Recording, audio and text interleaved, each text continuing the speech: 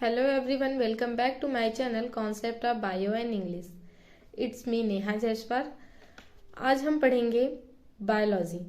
पहले हम biology start करते हैं, फिर हम बीच बीच में इंग्लिश भी पढ़ते रहेंगे। तो बायोलॉजी में किसी भी सब्जेक्ट को पढ़ने से पहले हम उसके बारे में जान लेते हैं कि ये सब्जेक्ट क्या है, इसमें हम क्या क्या चीज़ें पढ़ेंगे, किस किस चीज़ की स्टडी करेंगे। और ये सब्जेक्ट जैसे हम बायोलॉजी पढ़ रहे हैं तो बायोलॉजी के फादर कौन हैं, बायोलॉजी वर्ड किसने दिया, और इसके ब्रांच कितने हैं, इसमें हमें किस किस चीज़ की स्टडी करनी है, कितने टॉपिक्स है जो हमें कवर करने होंगे। तो ये सारी चीज़ें हम आज डिस्कस करेंगे इस वीडियो में। तो ज़्यादा टाइम ना लेते हुए हम चलते हैं अपने टॉपिक पे। आज हम देखेंगे बायोलॉजी का इंट्रोडक्शन। तो चलिए चलते हैं अपने टॉपिक पे।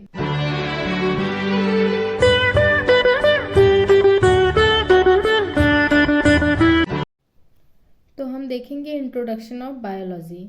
इंट्रोडक्शन ऑफ बायोलॉजी में पहले हम देखते हैं कि ये जो बायोलॉजी शब्द है ये कैसे बना है। बायोलॉजी शब्द दो शब्द से मिलके बना है, जो दो ग्रीक वर्ड से मिलके बना है, बायो और लॉगस। बायो का मतलब है लाइफ, लॉगस का मतलब है टू स्टडी, मतलब to study of life is known as biology. Biology word किसने दिया है?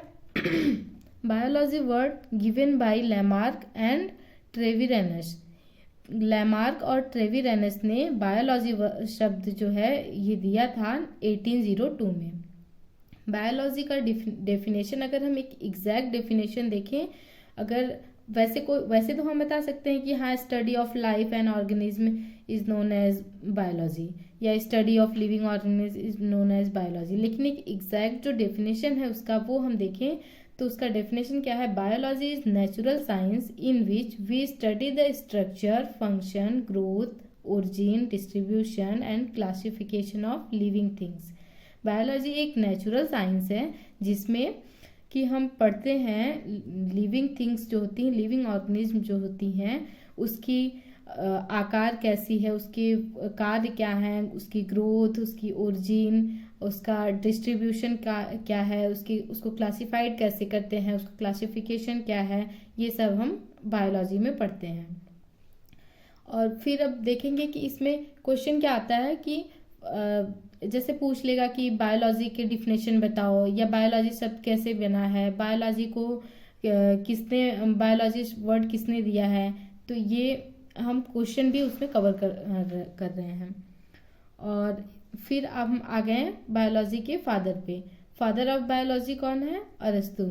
अरस्तु जो है ये एक ग्रेट फिलोसफर हैं, और इन्होंने बायोलॉजी में एक थ्योरी भी लिखी है जिसका नाम है, एक बुक लिखी है और उसमें थियरी लिखी है। इन्होंने थियरी को डिस्क्राइब किया है, उस थियरी का नाम है अरिस्टोस बायोलॉजी।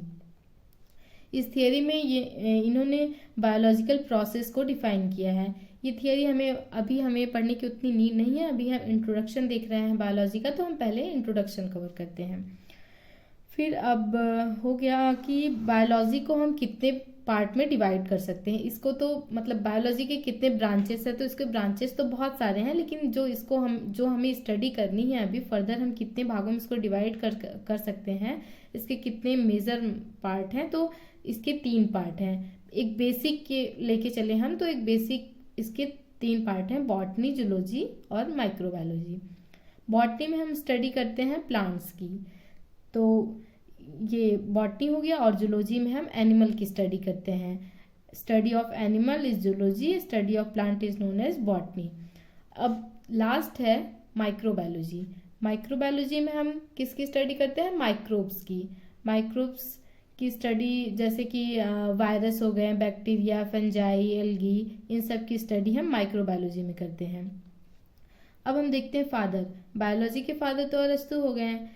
अब बॉटनी के फादर थियोफ्रेस्टस हैं, और जूलॉजी के फादर ऑल्सो अरस्तु, और माइक्रोबायोलॉजी के फादर हैं Antony van Leeuwenhoek. Antony van Leeuwenhoek microbiology के फादर इसलिए कहे जाते हैं क्योंकि इन्होंने ही बैक्टीरिया की खोज की थी।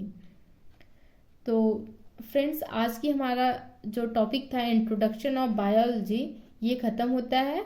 अब हम आगे और भी चीज़ें डिस्कस करेंगे। Thanks for watching. Please support, like and subscribe.